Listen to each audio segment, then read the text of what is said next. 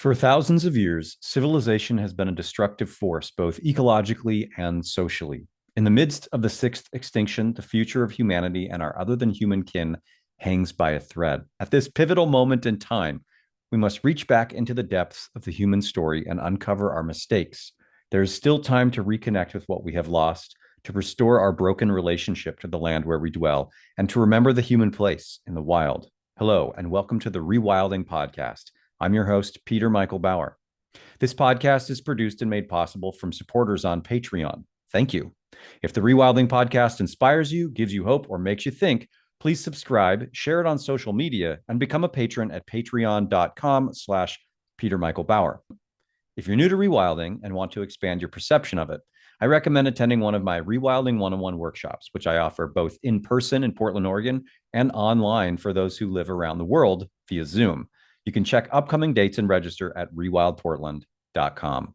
Cityscapes are perhaps the most decimated and human-centric habitats in today's world. These landscapes are in need of thoughtful rewilding. Cities are some of the most domesticated places, but also positioned in some of the most historically fertile places. Cities were built where they are because these places had access to a diverse array of resources. Many think rewilding means running away to the wilderness, but that's not the case. For one, this is not a practical reality for most people. Two, because of their prime location and social capital, cities are both ripe for and in desperate need of rewilding. Permaculture, with its inspiration and core principles deriving from more regenerative, sedentary, delayed return societies, such as indigenous horticulture, can be an effective tool for the urban rewilder. Using permaculture for placemaking, becoming a part of your place, is a great way to start this journey. To talk with me about this today is Mark Lakeman. Mark is the founder of the nonprofit placemaking movement and organization known as the City Repair Project. He is also principal and design director of the community architecture and planning firm Communitecture. He is an urban placemaker and permaculture designer, community design facilitator, and an inspiring catalyst in his very active commitment to the emergence of sustainable cultural landscapes everywhere. Every design project he's involved with furthers the development of a beneficial vision for human and ecological communities. Whether this involves urban design and placemaking, permaculture, and ecological building, encouraging community interaction, or assists those typically who do not have access to design services, Mark's leadership has benefited communities across the North American continent. Mark, thank you for coming on the show. Thanks, Peter. It's great to be with you. I just wanted to start out and ask you, when and how did you get involved in permaculture? Yeah, well, I think I was involved in it before I heard the word. Let's see. I think the first way that I experienced it was at the kind of during the culmination of a long period of travel after I had left my corporate architecture series of jobs in the late 80s. And I was so upset. I was in a firm where I had been working on the Bank of America building at the west end of the Morrison Bridge.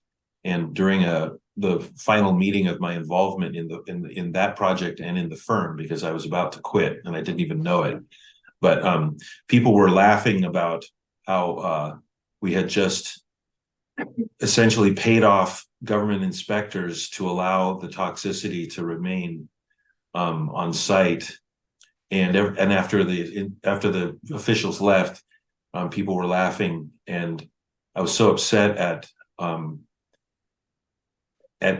how it wasn't so. I mean, I was upset at the cover up, but what I was more upset about was that everyone felt safe to just laugh about breaking the law.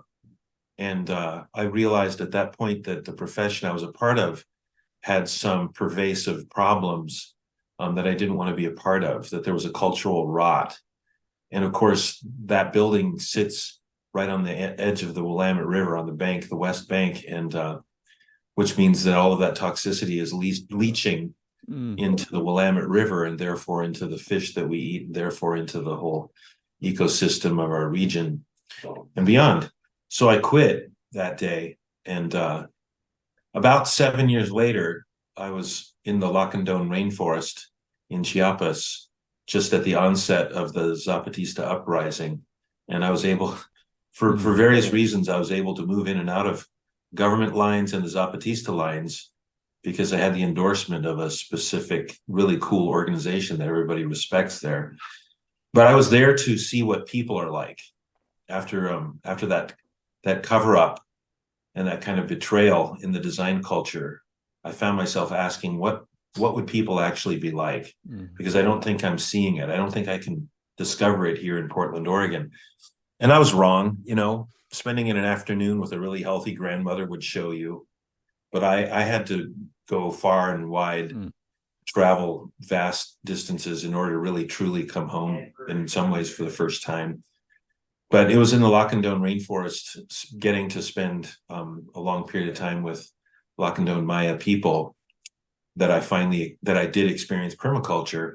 And of course, you know, the famous three sisters of squash, beans, and corn are a form of permaculture. But the way that they plant with perpetual abundance in thin rainforest soil, and then I mean, you know, that's what a permaculturist would look at. But as an architect, like deeply interested in a culture of participation and a culture of place, because I'd studied settlement patterns, so I knew that cultures that root in and persist over time are very different than imposed colonies such as Portland. So I was there to see, like, I was there to observe settlement patterns. And frankly, reading about it in a book doesn't teach you what you actually feel, and like once you make friends.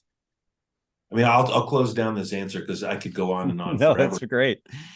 But I think I saw permaculture when I saw, like, unlike my own experience, I saw children not leaving every day to leave their mentors to go off and be educated according to some, you know, imposed curriculum.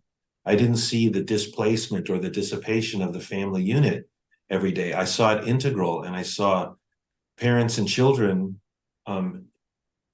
It's almost painful to think. It's so beautiful. It's almost painful to remember right now how heartily the father would laugh at the jokes of the children. I mean, literally fall on the ground, and how the mutual respect, how brilliant and bright the children were, how versed. I mean, I could ask the youngest child almost any question about the phenology of where they were, and they could answer with they could give me an integrated answer of like how that plant would bloom at a certain point and how it would trigger their understanding that another phase was happening, and how their life as a village related to those integrated effects. Yeah, I mean, I got to ask those questions and I got to get those answers, and I got to be blown away at how strong and resilient and creative and yet childlike children can be when they live in a place-based community. So I got to, before I ever heard the word permaculture, I actually got to be in a permaculture. And that was really the beginning for me. I was looking for an alternative reality that would help me understand humanity better than I knew I could while living in a colonial settlement in the western part of this continent called Portland.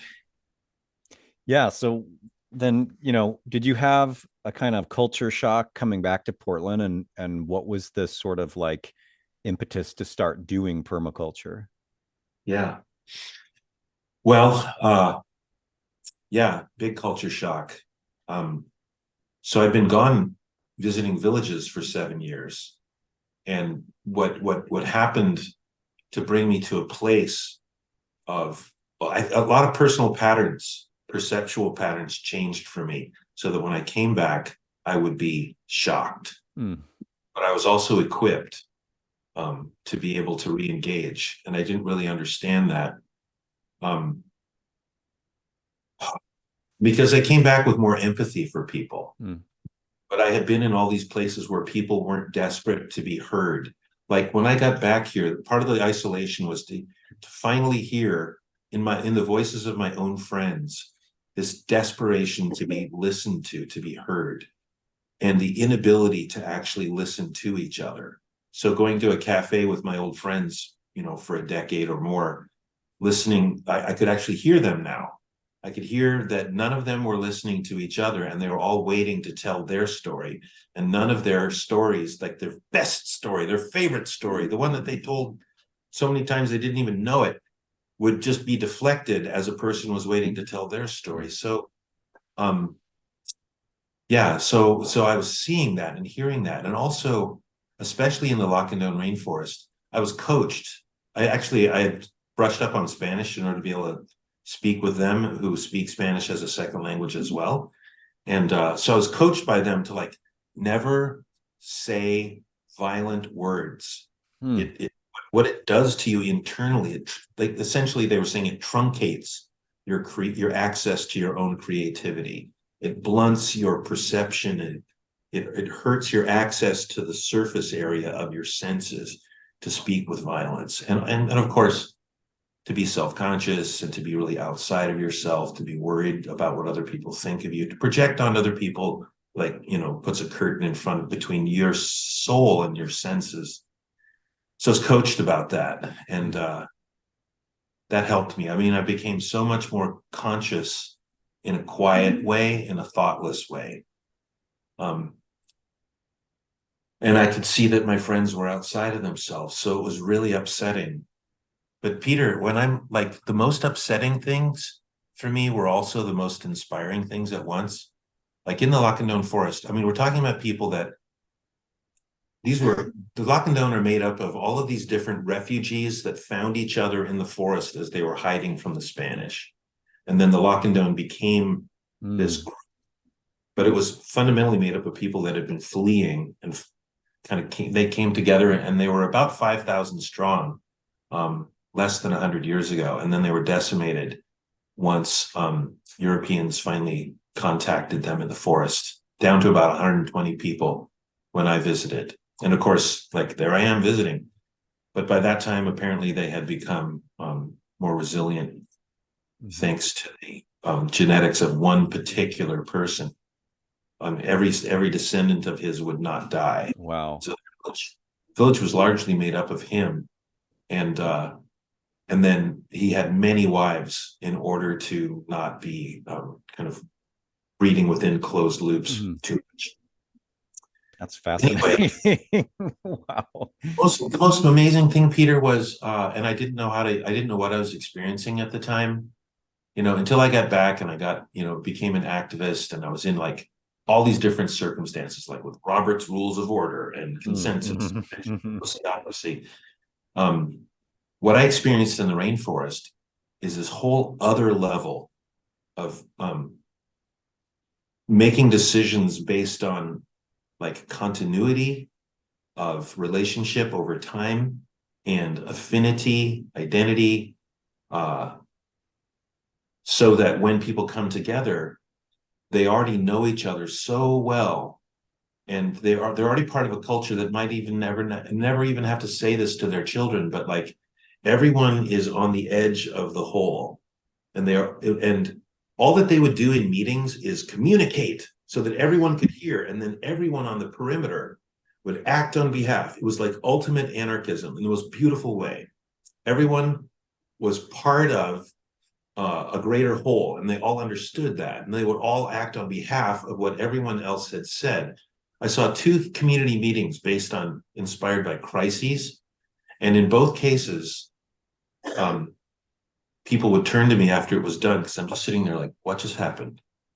And they're like, oh, right. Okay. So they just heard what everyone said, and now they're going to go use their own judgment to act on behalf of what everyone has said. And it's up to them to organize in their own values and sense how to represent, because they're always going to act on behalf of everyone. Nobody gets to control anybody. And so we're all stronger because of that. And, as I talk about it right now, I'm like, God, can we ever get there, please? Yeah. In our lives? It's a thing that people sit there. I got sociocracy. I went to the workshop. I'm armed up. I know how to be functional now. No, you don't. We're taking baby steps with stuff like that compared to what it's like when people live in an integration of living and working and playing and artistic expression and all the things they do to meet their needs, all part of one group of people who all know each other and each other's stories and skills and names and talents. And then like once you're there, then how do you make decisions? Mm-hmm. Yeah, So, totally. That's awesome. What the culture shock was coming back into place. Yeah. That. Yeah. So from there, well, I mean, the next question I have is, maybe you can relate it in terms of your story as well. What is placemaking and how does it relate to permaculture? And how did you get into that once you were here back again? Yeah. Every time I talk about this, I probably have a different answer because I keep learning more. But I would say permaculture and placemaking are really essentially the same thing. It's just that, well, they're the same thing in the sense that that permaculture's urge is to engender mutually beneficial relationships. And there's much more technical sort of sweeping definitions, like it's a design system for human settlements to be able to be perpetually, resilient. And, everyone's got a different definition that they like. For me, it's much more basic than that. It's coming from a colonial context of isolation and separation. So for me, I really identify with and emphasize the urge to connect and relate into wholes, to more of a holistic mutual benefit. So that's what permaculture is. And then placemaking, it's not the same answer depending on where you are in the world. Like if we were to be somewhere, in a village where they have this robust geomorphic settlement, which is really where the settlement patterns of a village emerge from the people in response to climate and natural conditions. So the settlement is actually an expression of human problem solving and then the artistic expression that comes out of that. That's what is more inherent when we're not within imposed hierarchies like we are. Okay, that's a bunch of words, but let's contrast it with where we are. Like where we find ourselves, especially west of the Ohio River, are in these imposed systems that are basically drawn abstractly on paper, and then, well, first they're drawn as policy, like we will go forth and quell the native people and take their land dishonestly. So there's documents that we don't even get to see, and there's conversations we never get to hear about how that happens. But as that violent process is enacted, and immoral, unethical process is enacted, then systems are imposed based on paper, based on the largely in our context in the USA, the National Land Ordinance of 1785, which was when Roman colonialism was codified to be imposed over the entirety of the USA. In fact, it needs to be said to every kindergartner that the entirety of, as much as the Western Hemisphere has been able to be colonized, with some places that are outstanding exceptions, Roman colonialism has been cast over all of it. If you haven't been able to get to certain Eskimo populations or the Yanomamo in Brazil, it's just because we haven't arrived there. But on paper, by policy and literally on maps, the grid has been imposed, and then it just hasn't been implemented yet. But that's the plan, to supplant all indigenous culture and replace it with basically a formulation that commodifies time, space, and life into an interchangeable system, that's driven by and results in hierarchies and concentrations of power. So placemaking in our context is really different than the context of a child that grows up in an indigenous village. It was explained to me by a Warm Springs elder, actually, who was talking about their ancestral culture. He said, our economy and our ecology are inseparable And we're not very different than you guys. It's just that everything we do is driven by one question, which is like, how are we going to engage our kids today? How are we going to grow up our kids? And then the ecology, the way that we interact with the larger ecology and the other families of the tree of life, and how we organize, how we're going to get things done and bring home, food, is organized essentially on how we mentor our children, because we're not going to do anything that contradicts the best way to raise them. And he's like, you guys aren't really that different. We all kind of do stuff during the day, and we all have to persist and have shelter. But you're not impelled by that question. You're directed by external forces that supplant your judgment and your relationship to place. So a child that grows up in a village that is infused with place and participation gets to inhabit placemaking as an inherent process and as a birthright that doesn't even necessarily need to be conscious. They just get to experience the benefit of looking everywhere and not seeing contradictions and experiencing continuous alienation. But for us in the colonial grid, for thousands of years, like my ancestors were conquered about 2,300 years ago by Romans invading Celts in what's now called the British Islands, in Wales and parts of Ireland, but mostly Wales and England and Scotland, parts of Scotland. Anyway, for us, it's a retrofit process. That's the simple answer. Placemaking for us is a retrofit, where we look around. Hopefully you get conscious and you're like, holy smokes, in the entire neighborhood where I live has nothing.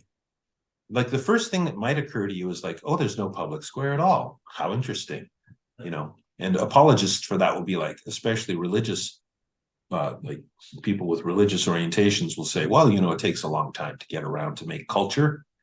No, it doesn't. It's the first thing we do. It's the crossroads is the first thing that happens. We actually arrive at a crossroads where there's propitious conditions and water and some kind of orientation that's very attractive. And there we want to settle, as you were saying, Peter. Usually colonial settlements happen on pre-existing villages because that's the best place to be, close to water, available sunlight, lots of game and lots of resources around, and other reasons. So for us though, we live in basically a giant investment system. That's the nature of the United States, basically laid out in order for people to go forth and expand westward and exploit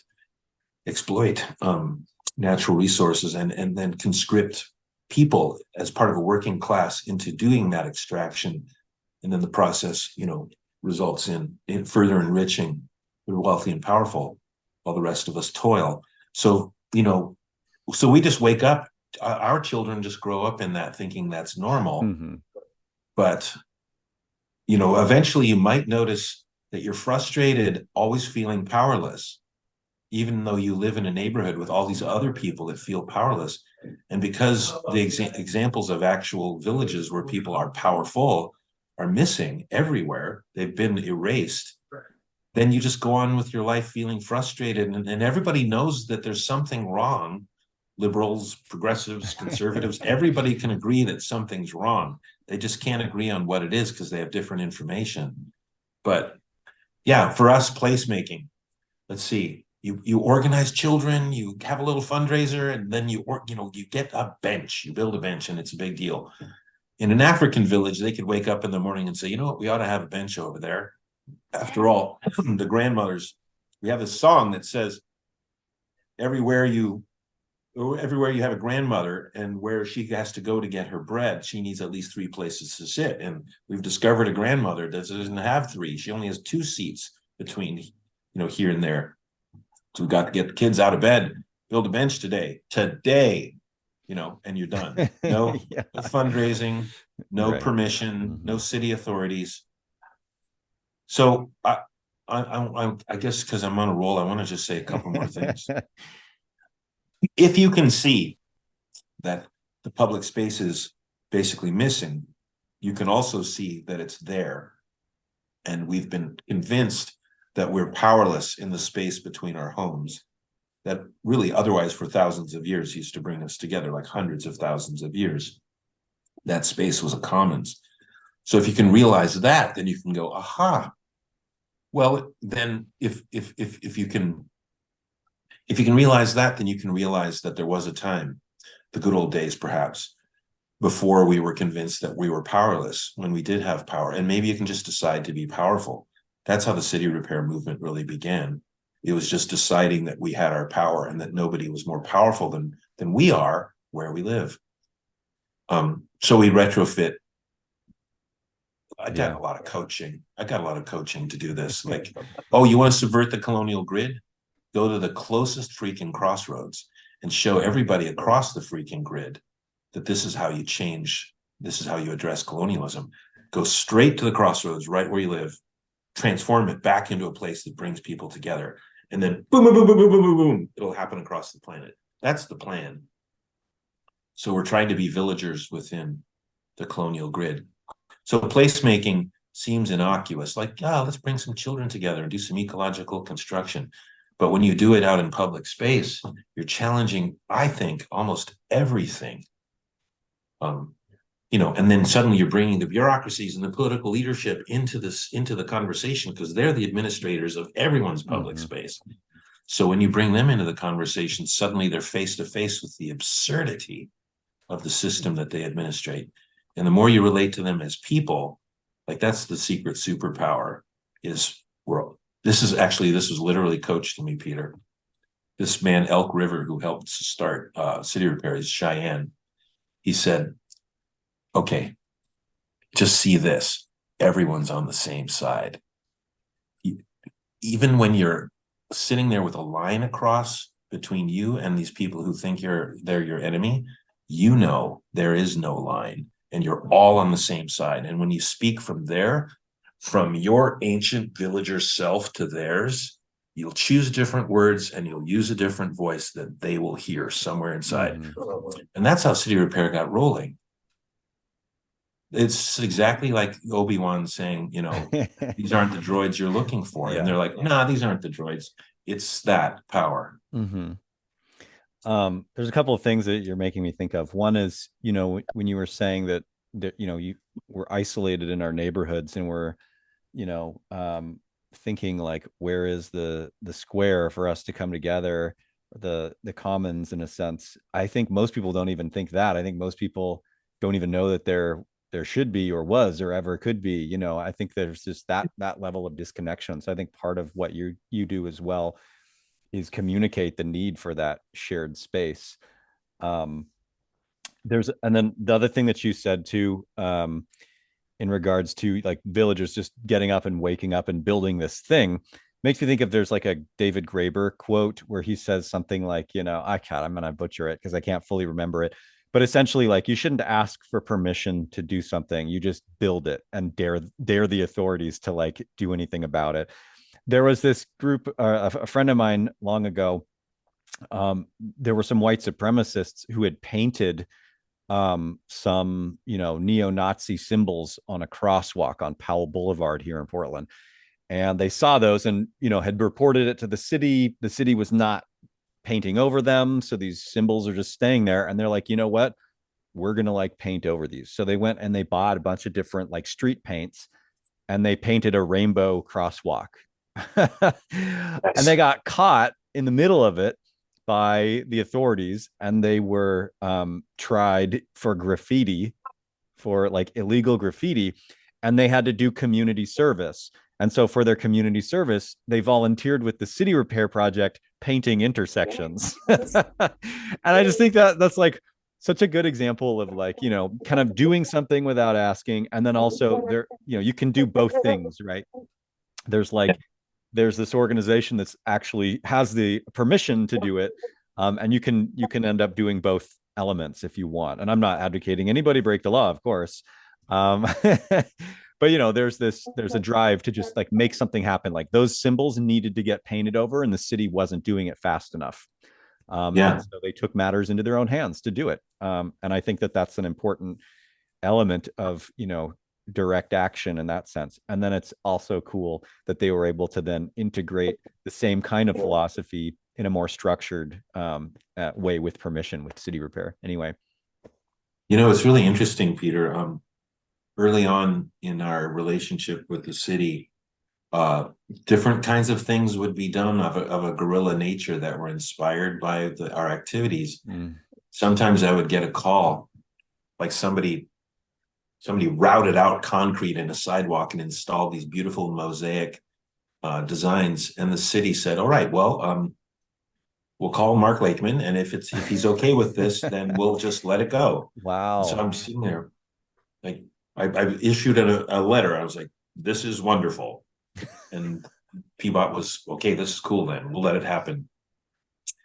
Oftentimes the things that you think are manifestly obvious, there's so many people that have been cowed by their experience of growing up in this culture where you have to seek consent to use your judgment, where they were just encountering absurdity as a daily experience. This dissonance we're constantly interacting with. But I want to say I love all of those things. I love people. The main thing I'm asking people to do when I'm going around, talking and stuff, is I'm asking people to authorize themselves. If you want to call yourself a placemaker or a villager or an urban permaculturist or a rewilder, what have you, like, I hope people find that that confidence and that assurance, or actually realize that they have this birthright to be like, the earth is your freaking home, and you're living within a system of just like structural injustice. And the only way to change it is to be yourself, and then, like, you don't know, like, when, in the Lacandon rainforest, this person is like, we're having all these conversations. And at one point, this guy says, they were describing all these changes that would happen in the world that they could foresee. And I was like, oh my God, how will this happen? How can I contribute to these changes? Because they were talking about placemaking as a catalyst for change. They were like, well, all these things are going to happen. I mean, painting intersections, Peter, quite honestly, I was like, they said that we were going to do this, and now we're about to do it. Like, how in the world? They're Mayan, there's all these things that people project onto Mayan people. Oh, they're mystical, floating around in the rainforest. There are things about them which are completely impossible for me to understand or explain, that I experienced, but they literally were talking about how we would start to do these things. And I actually, if you just knew enough about community and culture, you could project that in the process of healing, there's lots of things that we would do as we're, like, grasping in the dark, trying to find our way back to our senses. That's what I think placemaking is. And if you ask me my real feelings, like, it's absolute rank, violent, unjust bullshit that nobody should abide. Like, if transportation officials say to you, "Oh, don't mess with the streets," you must mess with the streets. Those officials must stop being divorced from their own sense of humanity. They need to do more reading or research or something to realize that they're administrators of isolation. Like, when they're like, cars must get through, they've never been helped to understand that the paradigm of an American having to go from A to B as their reality and traverse through everyone else's sense of place, and that has primacy over the safety and security of children within that network, like, that hasn't occurred to them. And then fundamentally, it hasn't occurred to them that there's some insanity happening that would make you get in a car and go all the way over here to meet a need that you could meet over here. So we're all in this crazy cloud of delusion, in a way. You could be meeting your needs locally, and at the end of the day, have all spectrums of capital having been enriched, instead of just money and getting a sandwich or whatever you're doing. It's so much deeper. The issues are so much deeper than they've been helped to see. So I have another question, which is, years ago, I heard of Christopher Alexander's book, A Pattern Language. And I remember a friend of mine was sort of obsessed with it. And one of the things he was talking about, I had never really understood environmental psychology or how the environment might affect, social human biology, that kind of stuff. And one of the patterns that they were talking about in that book is that in some of these indigenous villages they had studied, they would have like huts that were all in a big circle, and even though each person had like their individual hut, all of the doors faced to the center, and so you could like look out your door and see into other people's huts or whatever, right? And so like it made this sort of I don't know if accountability, I hate the way the word accountability is in these days, but I feel like when you're on display, you kind of have more of a responsibility to act in a more collaborative way.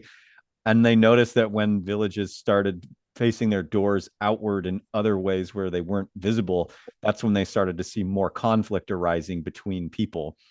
Um, and so I'm fascinated by this idea of how physical material world patterns and buildings and design can affect our psychology. And I'm wondering, like, if you have any examples of those kinds of patterns that you like to implement when you're doing placemaking projects.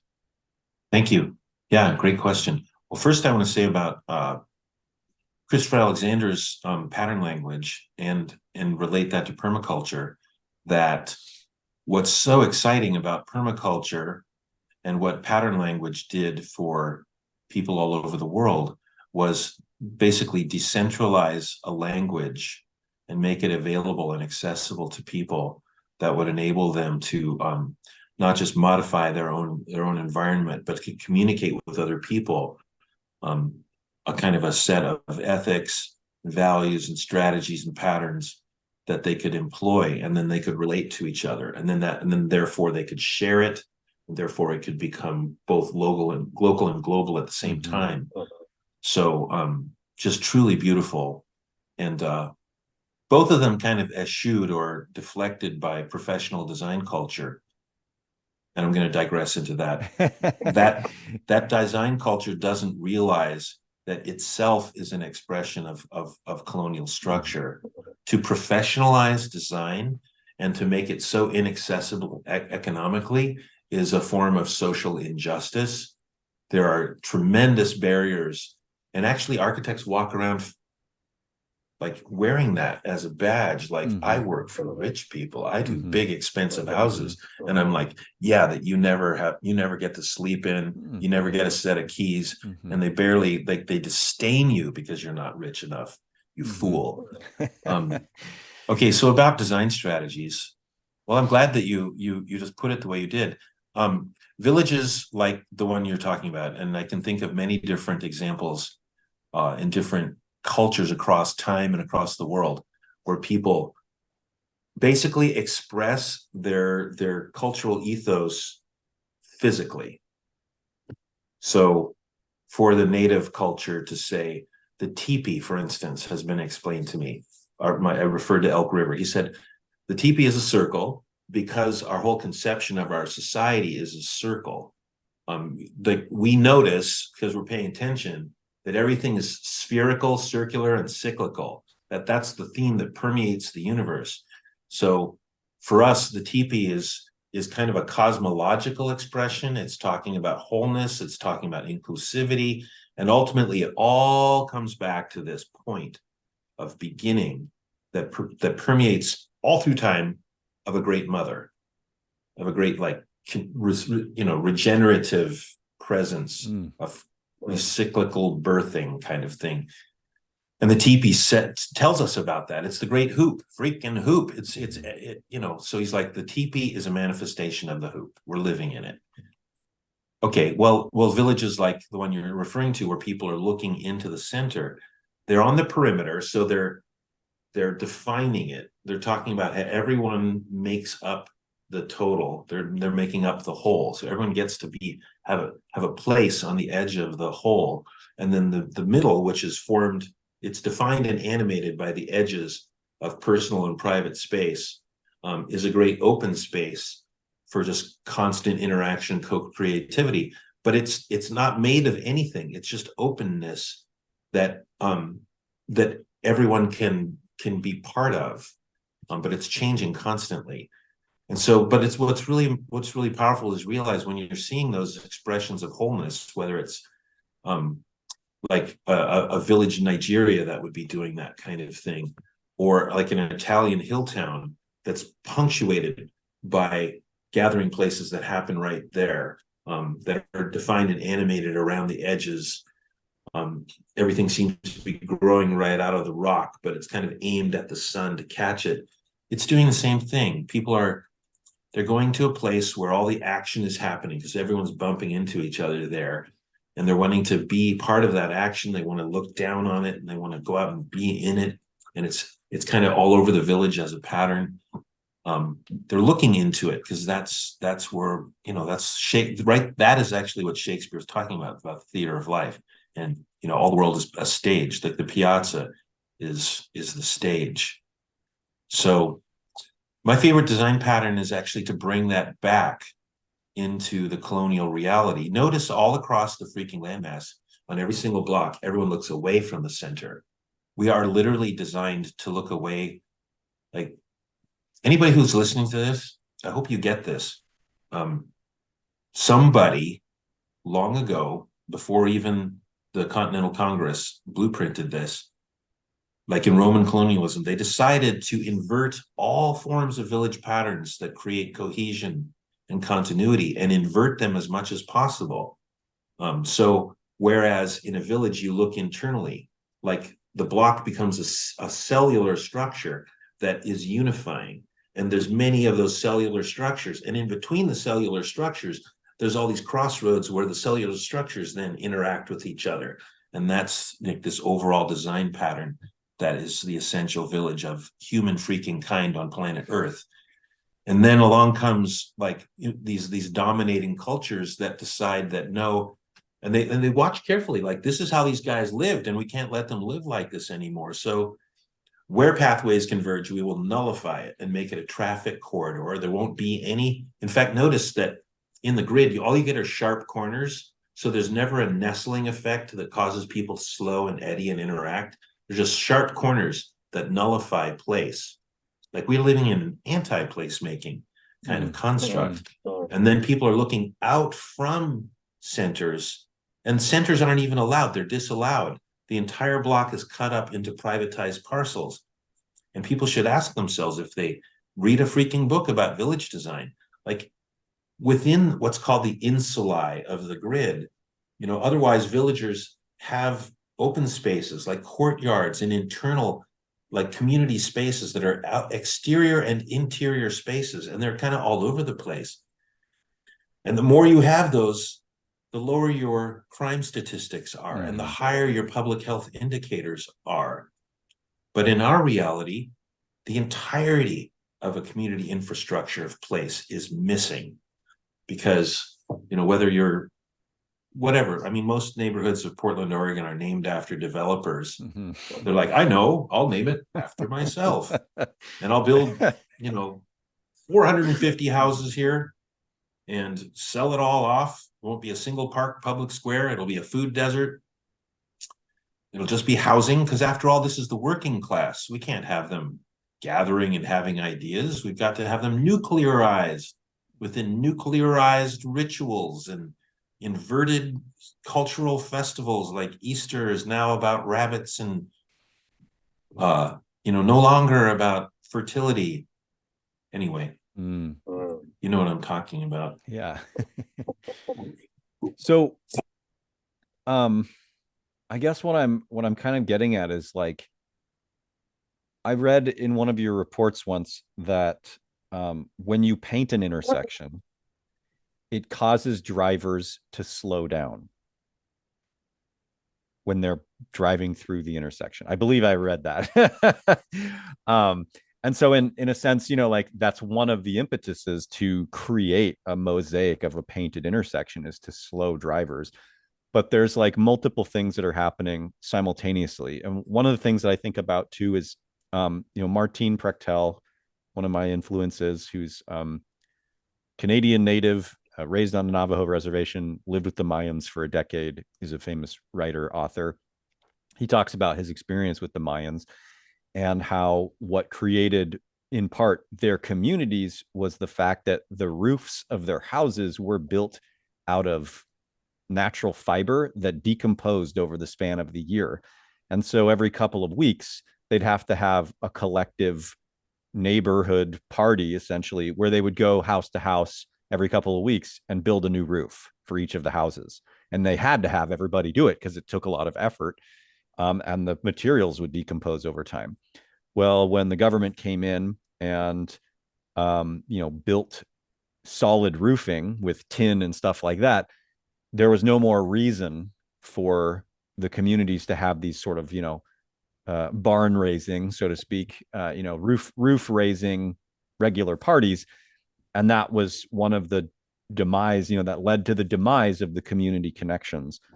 And so when I think about the painting of intersections, obviously there's a lot more that goes on with city repair, but as one of the elements of the village building convergence, I think about that need to come together to do a thing, and how every year those intersections need to get repainted. And so there's these parties where people are coming back together, and it's just like an opportunity for people in the neighborhood to come together again and have a block party.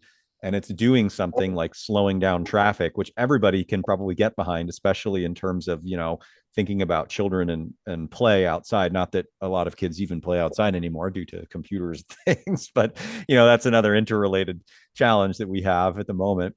Yeah.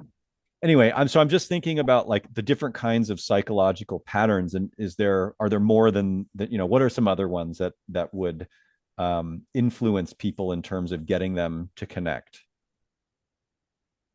Yeah. Well, thanks for touching on that.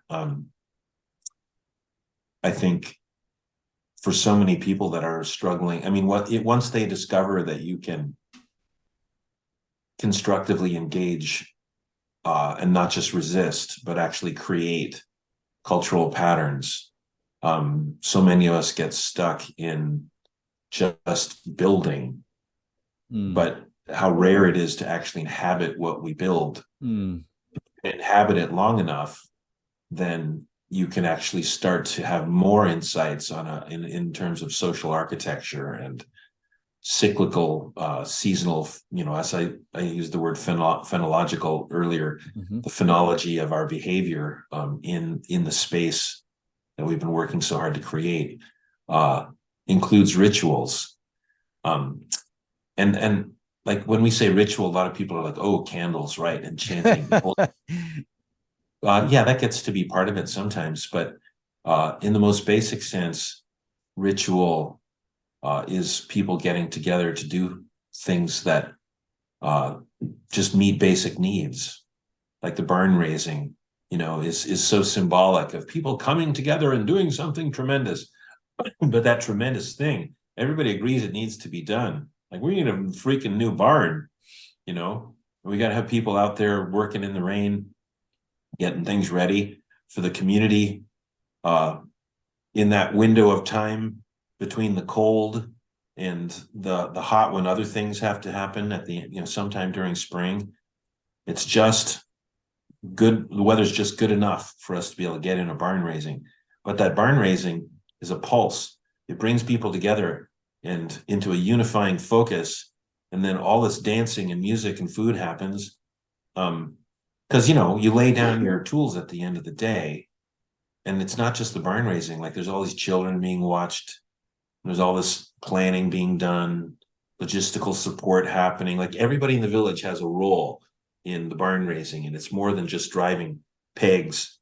It's so much more. And then there's all these people making food to feed the people that are building. That's the barn raising. That's at least as much the barn raising as the actual barn.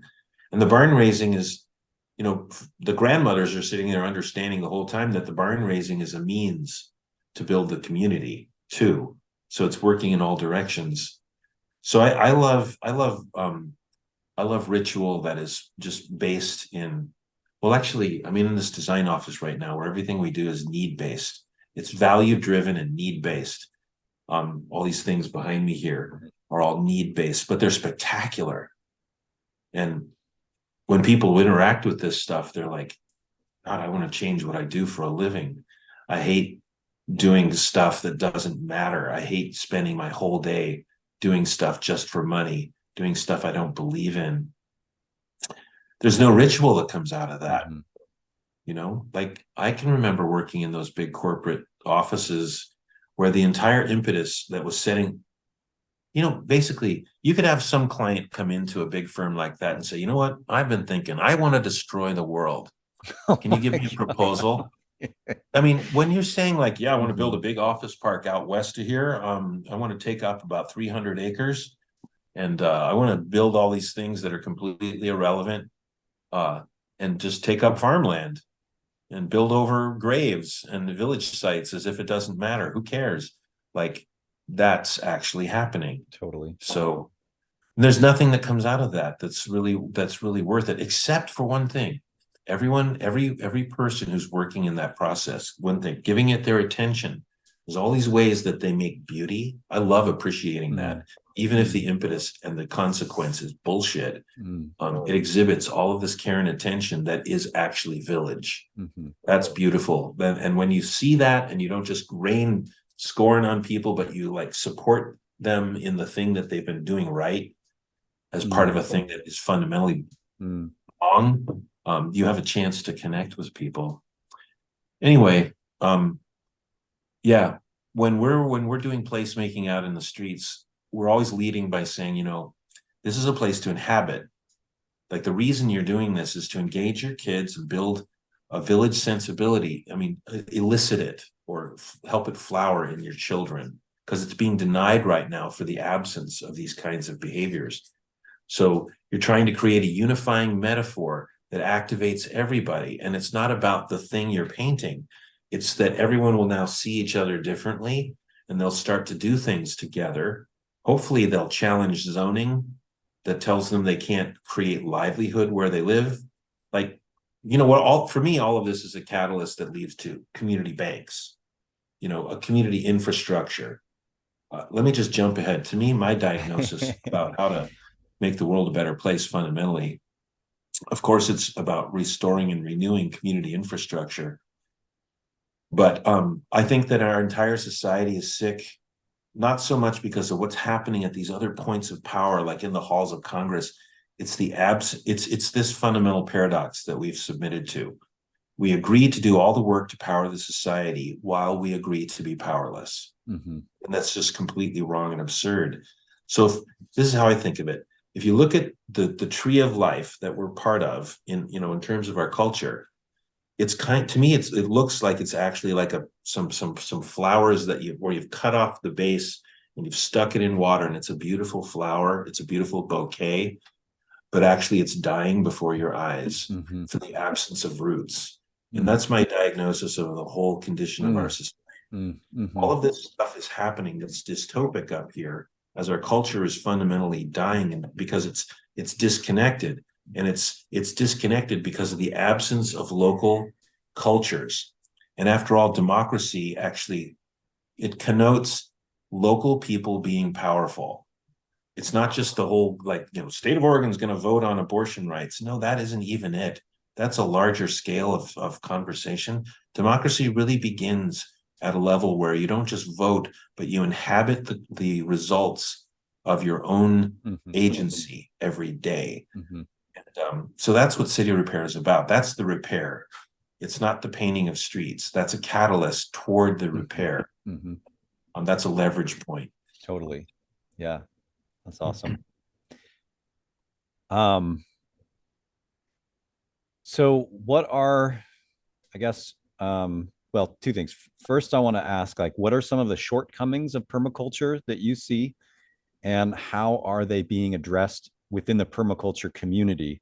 And before you answer that, sort of one of my things is, I really, there's always outsiders criticizing things, and oftentimes insiders that also have criticisms and are not really noticed from outsiders, who are mostly criticizing the sort of large scale commercialization of something. So when somebody says permaculture and you think spiral herb garden, right? Like that's not permaculture. That's just some weird thing. It's like, if you say Paleolithic diet and somebody thinks, the candy bar that says paleo friendly at the grocery store, like none of those things are actually intrinsic to the ideas or the way where they came from or the people even involved deeply in those scenes or movements or whatever.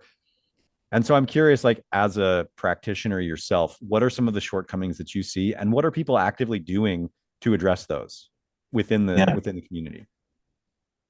Well, you just got all this stuff up on my desktop. Well, I want to say, in terms of my relationship to permaculture, my teachers were first Penny Livingston and Starhawk.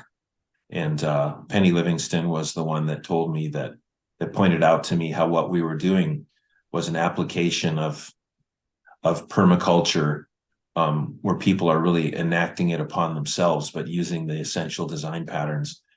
And back then, she was saying to me, what's really one thing that's really frustrating. This is an immediate answer to your question.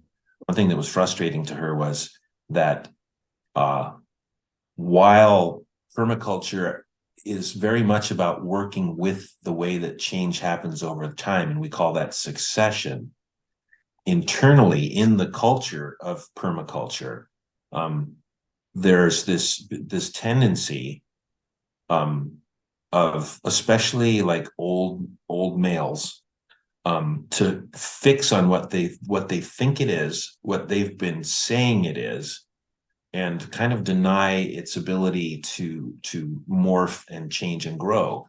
So, like, I think I've been one of the people really on an edge of advancing the notion of social permaculture, um, and especially in the context of urban permaculture, where everything has a social implication and an educational opportunity. So at the same time, Penny was talking about how much resistance and how much scorn, almost violence, she's received, as she's talked about how permaculture, over the years, she's talked about how permaculture has these patterns can be applied in many different settings, and not just in gardens and not just external systems, but they actually, are patterns for designing almost anything in a village. Well, literally anything. So I think one of the contradictions is just it, and to me, it's just natural. Like when I see greenwashing happening, I expect that it's part of a process of transition. So I try to reach through the fog and relate to the people that are in there, And I know that there are people in the greenwashing that are like, for them, the greenwashing is a strategy from within the system. So I know there's all these complexities and contradictions, and I know I can't see from all sides. So I try to be very like open-minded about how these larger transitions, local transitions, are being affected. Okay, but here's one thing I really celebrate about permaculture, where it's hard for me to imagine how much better it can get. It's seeking an integration of humanity with nature, not an integration, a reintegration, or actually a reawakening of our understanding of that essential relationship. And so that's fucking rocks, and I'll take that with me to the grave. That's my bet.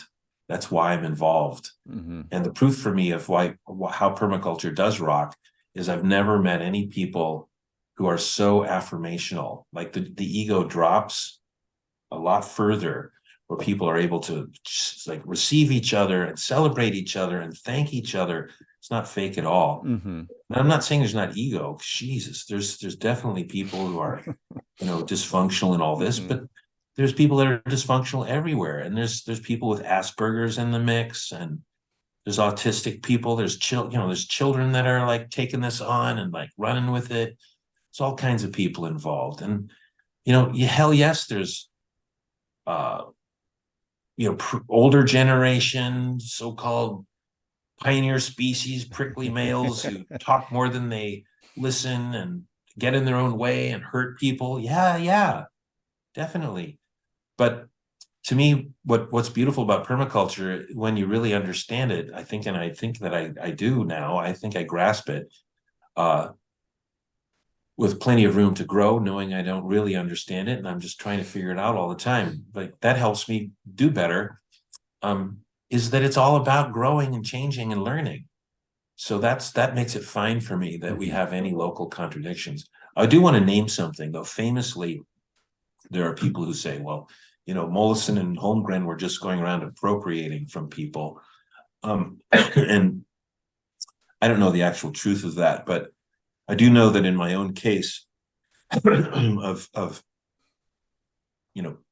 coming into proximity of resilient patterns, the Lacandone were just like, man, we are here as long as we can to help anybody who's trying to make a difference. So please run with this. And it wasn't just like that. It wasn't just take what we have. It was,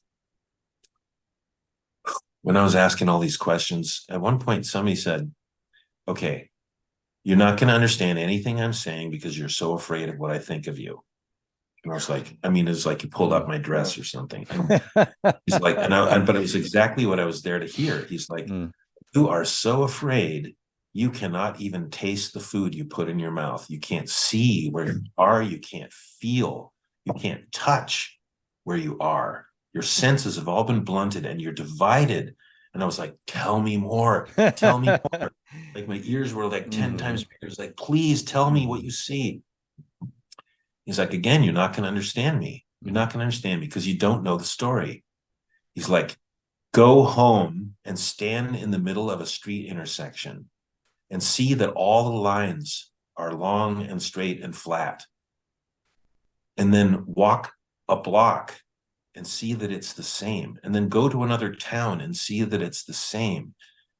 And then realize you're within a gigantic, violently imposed system. And then this, ask yourself, when did your family come into contact with those lines? Because the answer to that question is who you are.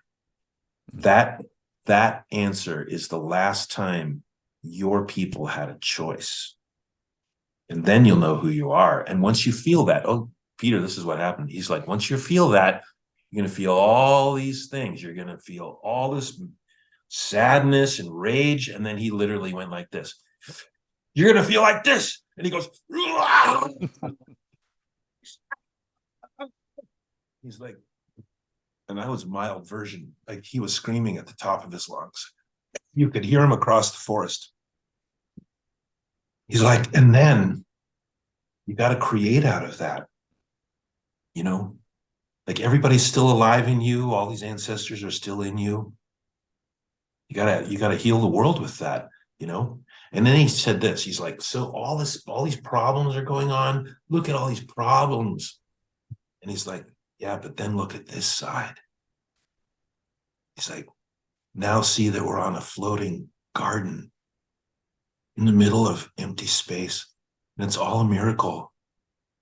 And all the promises that were ever made are still here to be kept. He's like, keep that in mind and feel all of it at once, but create. Yeah. It's a lot to remember. Yeah. It's awesome. I don't even know if I answered the question. It's fine. Yeah. I think, well, it makes me think of, I have a lot of things that are swimming around in my head right now. One is, when I took my permaculture design course with Toby Hemingway, it was really cool to see the way he designed his course was there were a lot of guest teachers. So, every weekend there were like 3 or 4 different permaculture practitioners coming in and lecturing and stuff. And it was cool to sort of see the breadth of different people's perspectives on it. And then his own framing, which was, the very first lecture in his class was how permaculture can't save civilization, but it can save humanity. And then kind of going into what civilization was. And I think Toby, I think that was a unique thing that he added to that mix of sort of understanding the implications of permaculture is about building resilience, but civilization itself is a construct that isn't about that.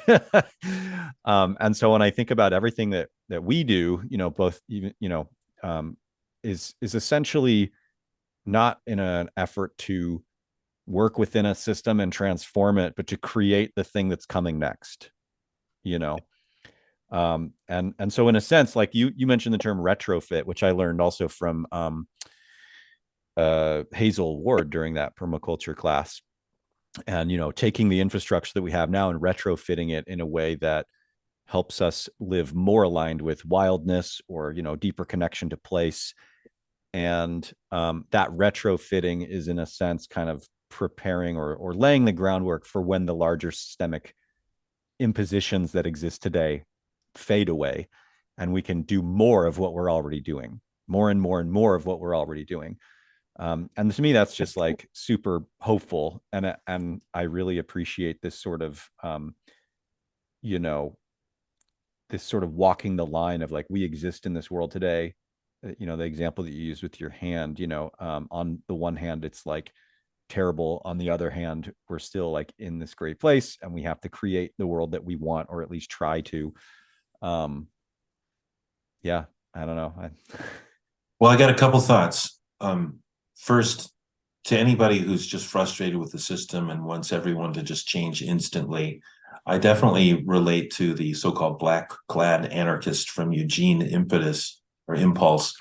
I'm so frustrated. I want everything to change now, and it's very difficult to walk around seeing all of these contradictions and feeling like, some of us are zombies and the rest of us are sleepwalking, and some of us feel awake. And yeah, but then when I'm humble, I'm like, yeah, I'm an asshole, and Yeah, exactly. and I don't know what the fuck I'm saying, and a lot of people know a lot better than me, and they're really great with their children. And so yeah, okay, so I don't really believe in painting intersections, and yet I do it because it's one of the best things that I can do to have this effect that I do believe in. Mhm. um I on one hand, okay, first of all, I'm remembering something from uh, Sybil Moholy-Nagy.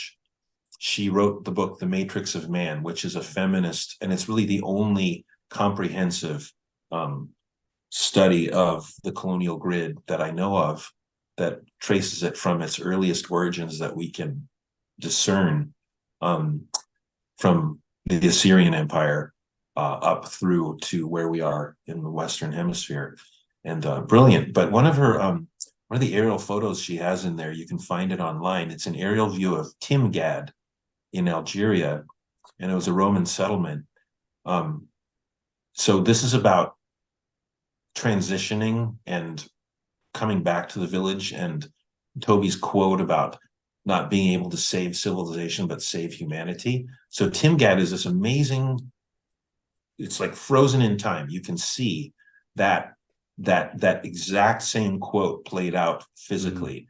So Timgad, what Sybil Moholy-Nagy says about this is like, it's amazing when you look at Timgad after the fall of the empire, how the people who had been forced to build it, to abandon their villages, they were forced to build Timgad. And yet here it was, with all this ready-made municipal infrastructure, aqueducts and sewage systems, all these buildings and places like, and yet look to the south, they utterly abandoned Timgad and started to mine it to recreate of the village that was actually responsive and an expression of who they are, not an imposed system. So some people would say, well, the grid's already built. Come on, let's just, yeah. And other people would be like, but these were the murderers of our people. Mm-hmm. And some people would be like, yeah, but it's shelter. And other people would be like, yeah, but it actually discourages us from talking. And it's all these plains. Like, who builds long, straight, flat plains except invaders? Mm-hmm. So they mined the shit and rebuilt their village. And you can Amazing. see that in the aerial view of Timgad. So it's like what Toby could also have been saying was, we can't even identify with civil. It's like when you say civilization, let's be clear, like civilization is like a civil engineer building civil infrastructure, and civil infrastructure is both social, it's the regimentation and stratification of the society into working classes and ownership classes and dominant patterns of culture. That's civilizing. It's not like people getting along and having rules and Right. democracy. Yeah, It's very different than that. So totally. in Timgad, they were rejecting the civil design of their culture, and they were returning to culture, a culture of consent, a culture of nurturing, of an emphasis on like an integration with nature and life affirming symbols, to reject, you know, the crazy craven like religiosity of empires and temples and priesthoods and bullshit like that, and returning in so many ways to their own self-determination. So that's what Toby was meaning. That's what can be saved. That's what permaculture is trying to do. You tend to want to reject bullshit when you involve yourself with permaculture. Awesome. To kind of wrap it up, I would love to hear, I think probably most of my listeners, I imagine, live in a city. I'm sure there's lots of people who live in the woods, but regular listeners are going to have access to the grid and all the things. And I know a lot of us are, I don't like to use the word trapped, but in a sense we're trapped, like socially, economically limited in our ability to be mobile and to move to some place that is less populated. Or like for instance, me, I live in the city, my whole family here, my social networks here. The idea of people saying to me, well, why don't you just go move to the wilderness? That's just an absurdity. I have to rewild where I'm at, and I don't have the option to really go somewhere else. Otherwise, that would be abandoning the aspects of my humanity that form my humanity, which is my community, right? So I'm not going to abandon my community. That is a form of my own wildness. It's not just about, habitat in that sense.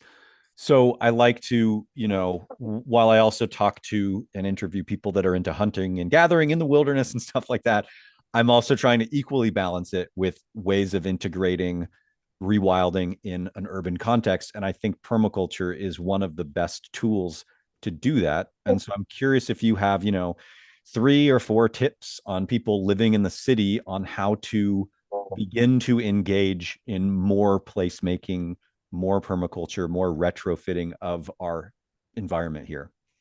Yeah. Okay. Well, I think first thing in my mind is just that if I do have a critique of the way I see people employing permaculture or deploying it, it's that they tend to focus on human needs and less on integrating environments for other species, native species. So in every kind of design, in every kind of habitat, whether it's your home or out in the streets, where people are reconsidering the right of way and making it into a more of a continuum of life, especially in Portland, Oregon, people should be emphasizing habitat for birds and bees and mammals, insects. And so as you're reconsidering that environment out there, I just want to focus on that because everybody can do this stuff in your yard. When people are disconnecting downspouts, you can put that into a rain garden that then is capturing water and remediating it locally so it doesn't flush effluent from the surface of streets out into the waterway, and all this stuff that most Portlanders have become pretty well versed at now. So you can do that on your own land. Even if you're a renter, there's a whole lot of things that you can do. On the north side of any building, you can put in amazing shade gardens that have marvelous ecological benefits. There's wonderful, absurdly beautiful and hilarious things that you can do, in terms of how you might make some sort of bird feeder, some sculptural feature that is artistic and makes people stop and pay attention and notice they're alive while you're doing something wonderful for a bird or something, or a butterfly. There's so many ways that you can engender beauty, which causes people to stop and feel things while you're also trying to support other species, but particularly when you're doing it out in the streets. So this is something I'm going to be working on this year to help Portlanders realize that we basically have all the policies that we need to utterly transform Portland in a way that inspires the transformation of the rest of the world. Okay, so every freaking intersection in every single neighborhood, and there's 6,000 of them, I believe. No, there's 17,000 residential intersections. All of them are available for you to transform for free. as many as you can possibly do in your lifetime. And now, because of policies that we've managed to pass collaboratively with the City Council of Portland and the Department of Transportation, every connecting street to every intersection in every single neighborhood is available for people to be able to do all sorts of projects along the edges, and to literally, if you want to make that into a giant creative, painting palette, you can do that too. The entirety of a neighborhood, except for its commercial perimeters, can be transformed. And there's a lot of amazing benefits to doing that. But the spaces in front of your homes, between your property line and the sidewalk, there's usually a foot or two, or even as many as 4 feet. I believe that's called the frontage strip, and the furnishing zone between the sidewalk and the street, which can be 2 feet wide to sometimes 10 or 12 feet wide in Portland. All kinds of things can happen out there. And lots of people are already out there planting, these various like ecologically supportive landscape designs or permaculture designs, but you can be putting benches and kiosks, solar powered kiosks, all kinds of interactive and functional things that can be put out there that basically can be little models of how you demonstrate the reintegration of human space and human presence with nature. So that's what is really available for everyone in the city to do. And the beautiful thing about doing it in the streets is that it might just be you and your family, or a few kids and a couple of families or something, but then thousands of people that go by it every day see the statement that you've made. And if you do it beautifully, it inspires them to do that where they live in their own way. So all this diverse expression that is artistic and basically living starts to happen, to transform the benign, ordinary spaces of the city. And when that happens, all these this is basically how you affect systemic change on a grassroots level. You subvert the street into a commons. You transform it back into the commons it should always have been. And then all these villagers wake up who are traveling through the space, going back to their communities, bringing the seeds of that inspiration. They talk about it on the internet, but they also travel from city to city. And that local action is what transforms the entire ecology of the political, economic, and class system. And it's not going to be perfect. Like, there's all these people who are going to be like, no, they must die. Butterfly gardens in the street, they must die. They're starting to sing songs again, where people from blocks around all know the same song. We have to kill them for sure. But then some of the peers of those folks are like, wait, they're having a lot of fun and we are invited. Maybe and I went to one of their parties and they've got great dip, with their chips. I mean, whatever the story that comes back, once rich people start to realize that they are invited and that other people are having more fun than them, I'm actually quite serious. I think most of the wealthy people that I've known throughout the imposed context are miserable. They're like their own worst victims in so many ways, divorced from themselves. Like, no, I must have more, this emptiness growing inside. No, I must deny all of history and keep everyone confused. Like, how happy would you ever be while you're trying to control history and you're destroying the world? So yeah, their gig is usually let's kill them. But maybe we're at a place where we can actually transcend that somehow.